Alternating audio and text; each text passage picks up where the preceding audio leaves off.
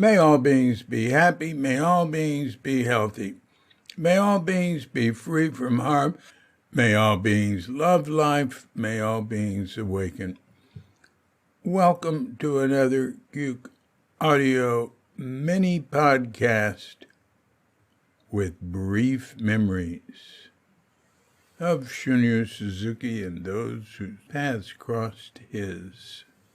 I pray that you and yours are safe and comfortable, free of economic hardship, and able to get out and do whatever it is you want within the limitations of the universal precept of do as little harm as possible. I'm D.C. Poobah of Cuke Audio and Cuke Archives. And today we will have another brief memory from a talk that Carl Bielefeld gave at Tassajara in 1999.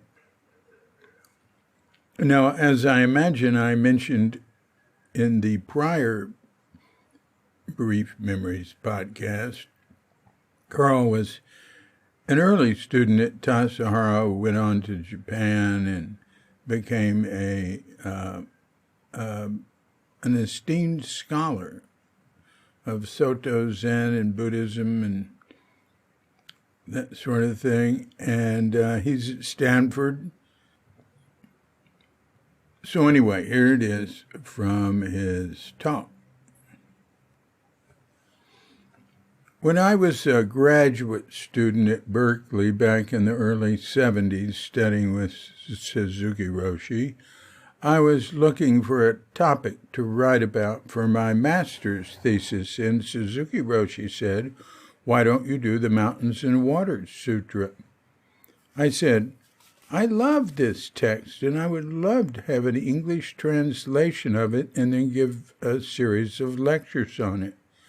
Working with Suzuki Roshi to translate this Mountains and Waters Sutra at Tassajara that last summer he was down here was much nicer than digging the latrines for the hill cabins, which I had done the summer before.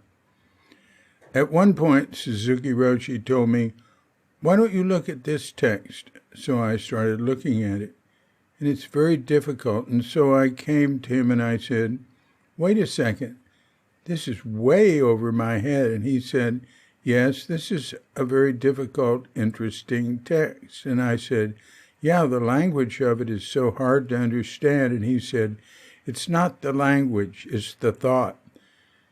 This isn't just poetry, it's the philosophy that makes it make sense. It's very difficult to understand." So I think he saw it as somehow not philosophy in the abstract sense or technical sense, but as a text very rich in Buddhist thought. What a shame that he died without giving a commentary to it. He was going to give a regular series of lectures at Tassajara on it. It would have been fantastic. When I said to him, "Isn't this a bit stupid for someone like me to be translating something so deep and rich?" he said, "Yeah, get on with it."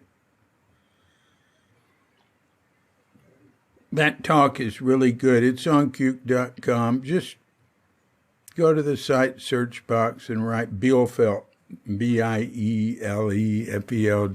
and there should be a link that takes you to it. Go to his page. I want to get that translation.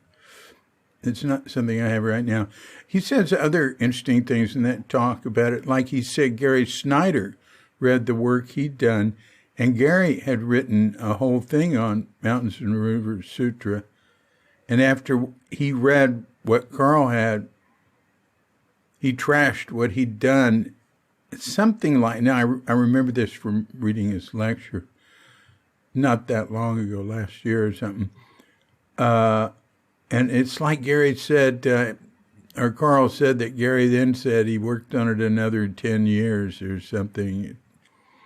It's a sort of environmental piece that Dogen wrote. And Maybe I'll read some more of it. Maybe I'll read in the next mini podcast. Maybe I'll just read Carl's talk, and doesn't matter how many it is. MINI. Okay, so let me leave you with that, and I'll come back next time and do that. It's very late anyway. I need to get to sleep. So until next time, this is DC Poobah at Cuke Audio and Cuke Archives, coming to you from Sleepy Sonor with Doggett Bandita, Feline Cuchita, and dear lovely Katrinka. And we're wishing you and yours and all of us a grand awakening.